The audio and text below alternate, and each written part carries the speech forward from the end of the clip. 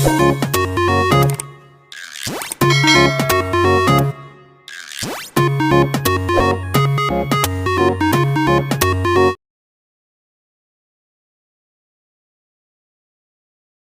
Question number 9 exercise number 2.2। 8 तक के question सारे बच्चों को आ गए? अच्छे से आ गए? कोई दिक्कत तो नहीं है आपको? कोई दिक्कत नहीं, ठीक है। चलिए क्वेश्चन मैं रीड कर रही हूँ, आप ध्यान देंगे। द एजेस ऑफ, यही है ना, the ages of Rahul and Haroon are in the ratio 5:7। कल मैं इसको करना बता रही थी, लेकिन इतने में क्लास में ट्रेजेडी हो गई और हम बीच में ही अटक गए और पीरियड खत्म हो गया। तो दो लोग हैं, एक हारून है और एक राहुल है, ठीक है। तो हम लिखेंगे कैसे? हाँ, यही खड़े रहो, यही खड़े हो जाओ। यहाँ लिखो रेशो ऑफ राहुल, ध्यान देंगे, ध्यान यही दे रहा है, एंड हारून्स एज इक्वल टू क्या गिवन है? 5:7। अब मैंने आपको बताया था कि एज ऑफ राहुल कैसे लेंगे, इसमें जल्दी बताइए। 5x। Very good. Age of Rahul 5x। मैं सारी क्लासेस से कहती हूँ कि मैं जो पढ़ा रही हूँ उसको सबसे अच्छी तरीके से रिवाइज मेरे 8 के बच्चे करते हैं। घर जाके आप करते हैं ना? मैं डेली काम कर रहे हूँ, मुझे पता चलता है, ठीक है। वीडियो से भी पता चल जाता है, आप प्रेजेंट लगाते हो उससे पता चल जाता है, तो मुझे पता लग रहा है कि आप पढ़ रहे हैं। ऐसे ही आप पढ़ते रहिए, आपको कोई दिक्कत एग्जाम में नहीं आएगी, ठीक है। उसके बाद एज ऑफ 7x, ये तो अभी हमने एजेस लिखी। अब इनके बीच में एक रिश्ता दिया है, एक रिलेशन दिया है। क्या रिलेशन दिया है? कि 4 years later the sum of their ages will be 56। हाँ, इसमें एक चीज और लिखेंगे, प्रेजेंट एज। क्या लिखेंगे? Present age. हमेशा जो एज सपोज करते हैं वो प्रेजेंट वाली सपोज करते हैं, फिर अगर बात की या पीछे की पूछी जाती है तो उसमें प्लस और माइनस करते हैं, ठीक है। हाँ, यहाँ भी प्रेजेंट लिखेंगे, फिर लिखेंगे according to the question. According to the question, question के हिसाब से ये कह रहा है कि 4 साल बाद जो इनकी एज होगी, तो ये बताइए 4 साल बाद राहुल की एज क्या होगी? 4, ठीक है। बाद की पूछेंगे तो प्लस करेंगे, पीछे की पूछेंगे तो माइनस, और इसकी क्या होगी? 7x+4। अब क्या कह रहे हैं ये? इनका सम कितना हो जाएगा? 56। स्वामी बोल रहे हैं ना? इनका सम का मतलब एडिशन, ये कितना हो जाएगा? 56 है 54? 56। ये वाला बोर्ड तो शुरू होते ही खत्म हो जा रहा है, ठीक है। तो 5x और x वाले एक साथ सम करने, 7x और 5x कितना हुआ? 12। और 4 और 4 8 इधर। उसके बाद नंबर को नंबर की साइड, तो 12x इक्वल्स टू कितना आएगा? 48। तो 12x इक्वल्स टू 48 अगर हुआ तो x इक्वल्स टू कितना हो गया? 48/12 यानी 4। यानी 4। क्या एज आ गई? नहीं, एज तो ये है ना 5x और 7x, तो इसकी एज क्या हो जाएगी? 5x। x की वैल्यू कितनी है? 4, तो कितनी हो गई? 20। और इसकी एज कितनी हो जाएगी? 28। अब हम इसको चेक कैसे करेंगे? ये कह रहा था कि 4 साल बाद इन दोनों की एज का सम कितना होगा? 56। कितना होगा? 56। तो देखिए 4 साल बाद इसकी एज क्या होगी? 24, और 4 साल बाद इसकी एज क्या होगी? 32। आप देख लीजिए इनका सम 56 आ रहा है कि नहीं? आ रहा है ना 56? तो सही है हमारा क्वेश्चन? क्या आंसर को आंसर शीट से चेक करने की जरूरत है? हमने यहीं पे चेक कर लिया, ठीक है, यहीं पे चेक कर लिया। अब अगला देखिए क्वेश्चन नंबर 10। कोई दिक्कत इस क्वेश्चन में? No ma'am. सबको आ गया? Yes ma'am. क्वेश्चन नंबर 10 देखिए फिर। The number of boys and girls in a class are in the ratio 7:5। ठीक है, एक क्लास में, जैसे आपकी क्लास है तो आपकी क्लास में कुछ बॉयज भी है कुछ गर्ल्स भी है, तो ऐसे ही कोई क्लास है उसमें गर्ल्स और बॉयज की आपको अलग स्टेट बैठिए। पहले be attentive, you should be attentive. दांत से नाखून मत काटो। उत्कर्ष, तुम्हारा ध्यान नहीं है, आपको अटेंटिव होके देखना है और सुनना है, ध्यान लगाना है, ठीक है। सोए सोए से नहीं रहना है, बी अटेंटिव, एकदम कमर सीधी। कैसे पढ़ाई करते हैं? पीरियड्स कोई सा भी हो, चाहे 6, 7, 8, हम पढ़ रहे हैं तो हमारा दिमाग खुला हुआ रहना चाहिए, आंखें खुली हुई रहनी चाहिए और कान भी खुले हुए रहने चाहिए, ठीक है। अब ध्यान दीजिए, तो ये कह रहा है कि एक क्लास में कुछ गर्ल्स है कुछ बॉयज है, बोलो नहीं, कुछ गर्ल्स है और कुछ बॉयज है, उनका रेशो कितना है अमन? 7:5। कितना बुक में देखिए 7:5। ठीक है, अब आगे क्या कह रहा है सुनो। ये आगे कहता है द नंबर ऑफ, कौन बोल रहा है लगातार? The number of boys is 8 more than the number of girls. What is the total strength of the class? ये क्या कह रहा है? The number of boys is 8 more than the number of girls। का क्या मतलब है? जितनी लड़कियां हैं ना, लड़के उससे 8 ज्यादा है, 8 ज्यादा है, 8 और ज्यादा है। ठीक है, तो सबसे पहले हम लिखेंगे रेशो ऑफ गर्ल्स एंड, पहले किसका नाम लिखा है? गर्ल्स है बॉयज? बॉयज लिखा है पहले? Yes ma'am. बॉयज, इससे बहुत फर्क पड़ता है। ठीक है, boys and girls in the class, in the class कितना है बोलिए? Equals to 7:5। तो हम नंबर ऑफ बॉयज कितना सपोज करेंगे? नंबर ऑफ बॉयज कितना सपोज करेंगे? वेरी गुड, 7 है। और number of girls? Number of girls equals to 5 है। अब ये क्या कह रहा है? ये कह रहा है कि जो नंबर ऑफ बॉयज है वो गर्ल्स से कितना ज्यादा है? 8। तो अकॉर्डिंग टू द क्वेश्चन, जो नंबर ऑफ बॉयज है, कितना है नंबर ऑफ बॉयज? 7। वो किससे ज्यादा है? तो 8 इधर प्लस करेंगे या इधर? यही गलती हर बच्चा करता है, इधर नहीं प्लस करेंगे, इधर उससे ज्यादा है तो उसमें ऐड करके ना ये मिलेगा। भाई अगर मैं कहूँ कि 5 जो है वो 3 से 2 ज्यादा है तो दोनों को इक्वल करने के लिए ऐड यहाँ करेंगे ना। 5 ज्यादा है 3 से 2, तो 2 किस साइड ऐड करेंगे? जो कम है उसमें। ठीक है, तो बॉयज ज्यादा है किससे? गर्ल्स से। कितने ज्यादा है? 8। अब हो गए ना बॉयज। तो अब x को x की साइड लाना होता है तो इधर लाएंगे, माइनस हो जाएगा, इक्वल्स टू 8। तो कितना आ जाएगा? 2x equals to 8। तो x equals to 8, x equals to भी 8, 4। 2x इक्वल्स टू 8 तो x इक्वल्स टू 4। आप बॉयज बताइए कितने हो जाएंगे? जल्दी बताइए। मैं 28 बॉयज हो जाएंगे और मैम 20 गर्ल्स हो जाएंगे। 20 गर्ल्स कितनी हो जाएंगी? 20। तो देखो आपको दिख रहा है ना, बॉयज 8 ज्यादा है कि नहीं है? Yes ma'am. अरे बॉयज 8 ज्यादा है ना? Yes ma'am. तो यहीं से चेक हो गया कि आपका बिल्कुल क्वेश्चन एकदम आपने ठीक किया। ठीक है, अगला देखते हैं। अगला देखिए। हाँ यही बोल रहा है ना? तुम क्यों बोल रहे हो? एक तो लेट, अब पीरियड पूछने की क्या जरूरत है? तुम पूछ के गए मेरे से।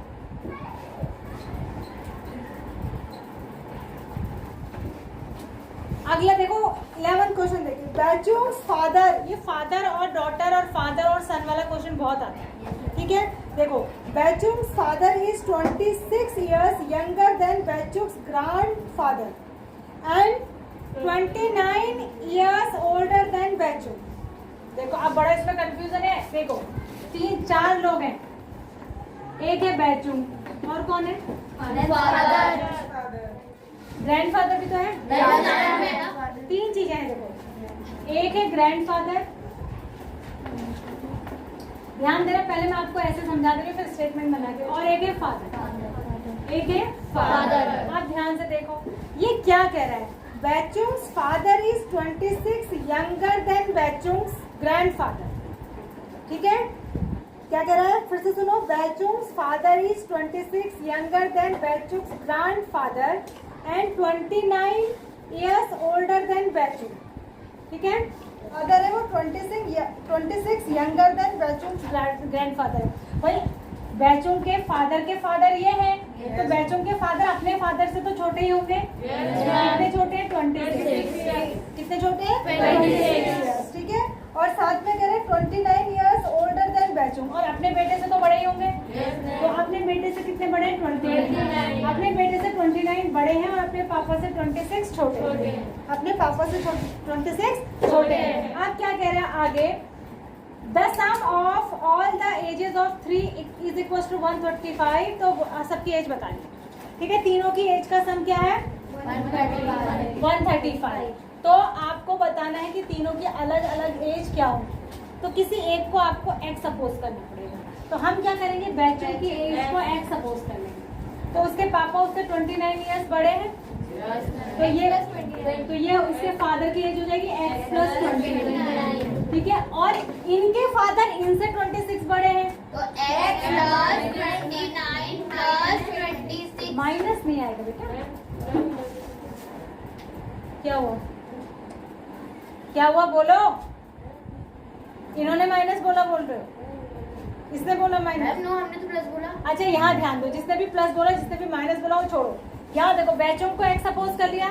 बैचों के फादर कितने बड़े हैं बैचों से, 29, ठीक है। उनके फादर उनसे कितने बड़े हैं, 26। देखो इसमें कहा है कि बैचों के फादर ग्रैंडफादर से 26 ईयर्स छोटे हैं। उसका उल्टा मतलब ये भी तो हुआ कि ग्रैंडफादर अपने बेटे से 26 बड़े हैं। तो हम बड़े ले, हमने एक ही लाइन में बड़ा लेके चला, ठीक है। बैचों को एक्स सपोज कर लिया, उसके पापा उससे 29 बड़े, उनके पापा उनसे 26 बड़े। तो जो बैचों के फादर की एज थी उसमें 26 और ऐड कर लेंगे तो दादाजी की एज आ जाएगी। अब ये कह रहा है अकॉर्डिंग टू द क्वेश्चन इन तीनों की एज का सम कितना है, 135। यानी बैचों की एज ये हो गई, बैचों के पापा की एज ये हो गई, और उसके दादाजी की एज क्या हो गई, इन दोनों का ऐड करो। 29 और 26 ऐड करके कितना, 55 हो गई। ये तीनों की एज हो गई, समझ गए। ये क्या है, बैचों, ये फादर, ये ग्रैंडफादर। तीनों की एज कितना हो जाएगी, 135। तीनों की एज ऐड करके कितना हो जाएगी, 135। खड़े हो जाओ, बीच में जो बैठा है खड़े हो जाओ, मास्क जिसने लगाया बीच में। हाँ तुम भी तुम बातें कर रहे थे, तीनों खड़े हो जाओ जल्दी, मेरा टाइम वेस्ट मत करो। हाँ खड़े रहो, कान पकड़ो। और मैम सारे एक्सओ को प्लस कर एक्स प्लस कर लीजिए। 29 में 55 ऐड करिए, ये बताएगा। बोलो 29 प्लस 55 कितना होता है, जल्दी। वो बताएगा जिसने रेड कलर का टी शर्ट पहना। वो सोच ही रहा है अभी, तुम बताओ। हाँ सही कह रहे हैं। ये कितना हो जाएगा, 84 इज इक्वल टू 135। 84 उधर जाके माइनस हो जाएगा। जरा बताओ 135 में से 84 माइनस करके बताओ तुम दोबारा। Red T shirt, plus minus करना भी नहीं आता ना तुम्हें, तो बोलो कितनी देर लगेगी, 200। Very good. 135 में से 84 माइनस करोगे तो 200 में आंसर आएगा। 51 कितना आ रहा है, 51 कितना आ रहा है, 51 51। तो x कितना आ जाएगा यहाँ से, 3x बताओ, 17 कितना आ जाएगा, 17। तो बैचों की एज x थी ना, तो बैचों की एज कितनी हुई, 17। अब पापा की बता दो कितनी हो जाएगी, 17 प्लस 29। फादर की बताओ कितनी होगी, 17 प्लस 29, जल्दी बोलो। 36 पक्का, यस मैम। और दादाजी की इसमें 26 और ऐड कर लो, 68 पक्का, पक्का, यस मैम। नो 68 कहाँ से आएगा, 6 और 6 12 होता है, और क्या बोला 62, 72 क्यों आएगा, 62 तो आएगा। कौन बोल रहा है 62 आएगा।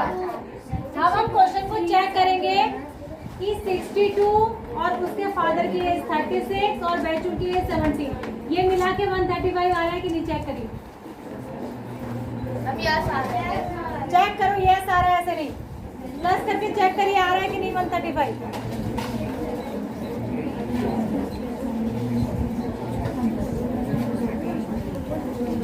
जल्दी आ गया। अब सारे इधर देखो, क्या ये आप कॉपी में क्वेश्चन इस तरीके से करेंगे, नहीं, लेकिन जैसा मैंने ये बनाया था तीनों, 1 मिनट, जो मैंने बनाया था ना आप उसको वैसे बना लीजिएगा, जैसे बीच में बैचुंग लिख दिया, इधर फादर इधर ग्रैंडफादर, अपने समझने के लिए। लेकिन जो क्वेश्चन को एक्चुअल में करने का तरीका है उसमें आप लिखेंगे let the age of Baichung equals to X and her father's age equals to X plus 29 and sorry her नहीं है his and his grandfather's age is equals to X plus 29 plus 26 यानी इक्वल्स टू एक्स प्लस 55। फिर लिखोगे according to the question Baichung's age plus Baichung's father's age plus Baichung's grandfather's age is equals to 135। फिर जाके करोगे, ठीक है। मतलब एग्जाम में आपको या कॉपी में आपको स्टेटमेंट बना के करना है। जो मैंने लिख के बताया था वो तो आपके इजी समझने के लिए बताया था। बात समझ आ गई? एक पीरियड और होगा मेरा ये। 12 क्वेश्चन देखो, सभी बच्चे 12 क्वेश्चन की तरफ ध्यान दीजिए। 15 years from now, Ravi's age will be 4 times his present age, ठीक है। What is Ravi's present age? बहुत ही आसान क्वेश्चन है। अगर ये क्वेश्चन एग्जाम में आ जाए तो आपके फ्री के नंबर आ जाएंगे। क्या बोला इसने, क्या बोला बताओ? 15 years from now, रवि की जो एज होगी वो उसकी अभी की एज की कितने टाइम्स हो जाएगी? 4 टाइम्स। कितने टाइम हो जाएगी? 4 टाइम, ठीक है। तो पहले तो हमें उसकी अभी की एज सपोज करनी पड़ेगी ना, तो हम उसकी अभी की एज को क्या सपोज करेंगे? बात किसकी हो रही? रवि की। Let Ravi's present age, present age equals to, बोलिए प्रेजेंट एज इक्वल्स टू, तो his age, therefore his age after 15 years क्या हो जाएगी बताओ? x plus 15। ये तो हमने दोनों एजेस निकाल ली, अभी की और 15 इयर्स बाद की। अब इसमें रिलेशन क्या है उसके नाम लिखेंगे according to the question. Relation ये है कि जो 15 साल बाद की एज है, 15 इयर्स बाद की जो एज है वो अभी वाली एज की 4 टाइम्स है। टाइम्स का मतलब क्या होता है?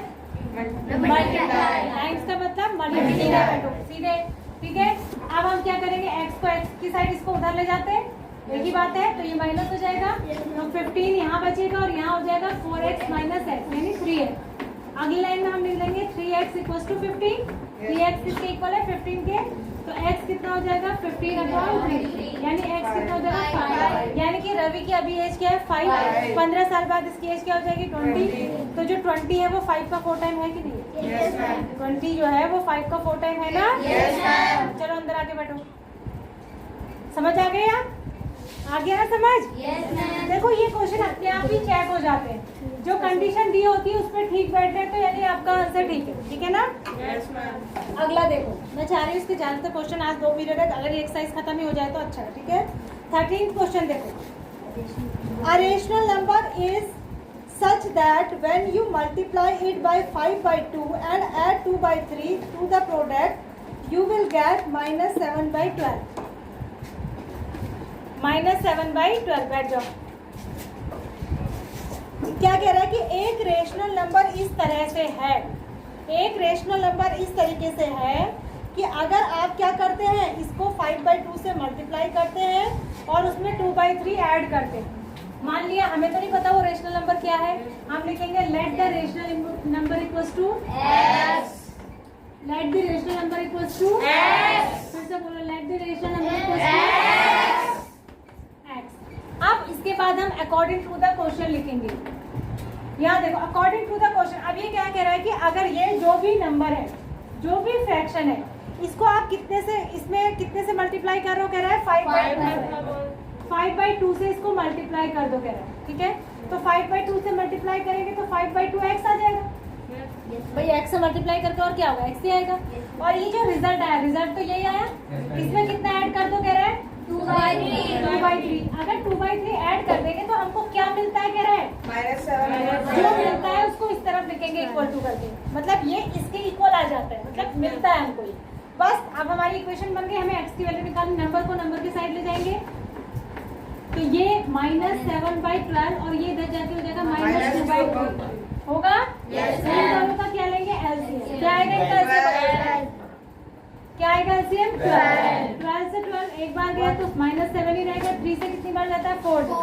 4 2 8 माइनस का 8 तो कितना हो जाएगा? -15/12। -15/12 और सॉल्व कर लेंगे इसको। 3 5 या 15, 3 4 या 12। तो यानी कि 5/2x इक्वल आ गया -5/4। आप इस x को तो बिल्कुल अकेला करना है, तो 2 को भी उधर ले जाना है, 5 को भी उधर। 2 नीचे है तो उधर ऊपर चले जाएगा, 5 ऊपर है तो इधर नीचे चले जाएगा, ठीक है, यहाँ से हट जाएगा। तो ये 5 से 5 कैंसिल, 2 1 जा 2, 2 2 जा 4, तो कितना आया? x की वैल्यू -1/2। x हमने क्या माना था? फ्रैक्शन। तो फ्रैक्शन हमारे पास क्या आ गया? -1/2। फ्रैक्शन का मतलब क्या होता है? अपॉन वाली कोई नंबर, ठीक है। अब हम चेक करेंगे कि जो ये कह रहा था वो सच बैठ रहा है कि नहीं। इसने कहा इसमें अगर आप 2/3 सॉरी इसमें अगर आप 5/2 का मल्टीप्लाई करते हैं, ये कह रहा था नहीं? Yes. तो हम कर देते हैं इसमें 5/2 का मल्टीप्लाई। देखो चेक कर रही हूँ मैं, कितना हो जाएगा ये -5/4 हो जाएगा। और उसके बाद ये कह रहा था कि इसमें -7/12 ऐड करो, नहीं सॉरी 2/3 ऐड करो। कितना ऐड करो कह रहा था? 2/3। तो देखिए क्या आएगा 12, 4 3 जा 12, 3 5 जा 15, माइनस का 15 और 3 4 जा 12, 4 2 जा 8। कितना आ गया? -7/12 आ गया। Yes, ma'am. आ गया? Yes, ma'am. चेक हो गया क्वेश्चन? Yes, ma'am. समझ आया? Yes, ma'am. थोड़ा सा टफ है, इसको अच्छे से देख के करना, ठीक है? अच्छे से देख के करना, समझ के करना। ये नहीं कि खाली वीडियो से उतार लिया और आया कुछ नहीं, क्योंकि इसके बाद तुम्हारी प्रैक्टिस भी होगी बोर्ड में। एक दिन मैंने अभी कराई थी जिस दिन मुझे कोई रिजल्ट नहीं मिला।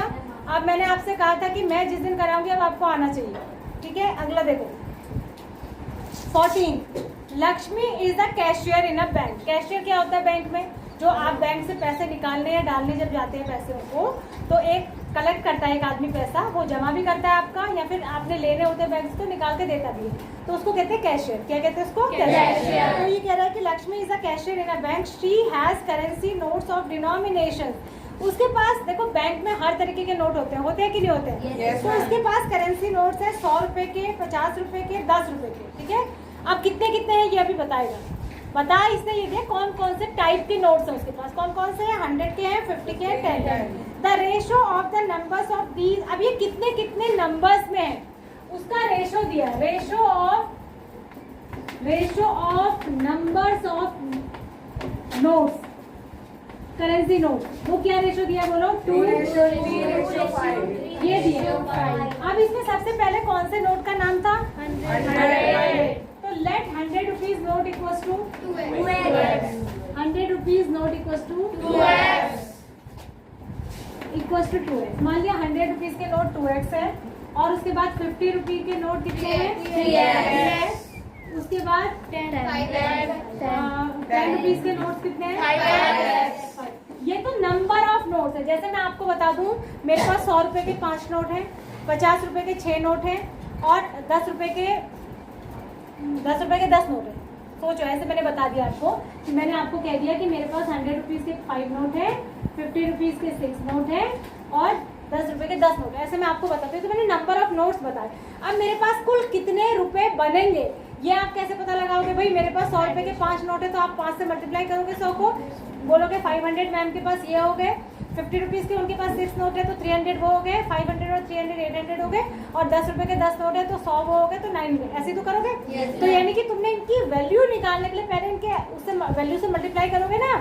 ये तो मैंने खाली नंबर ऑफ नोट्स बताए, अभी इसके पैसे कितने बनेंगे ये भी देखना है, ठीक है? अब ये आगे कह रहा है कि इसकी जो टोटल वर्थ है वो 4 लाख रुपए है। टोटल वर्थ कितनी है? 4 लाख। तो पहले हम वैल्यू निकालेंगे इनकी। तो वैल्यू ऑफ 100 रुपीज नोट,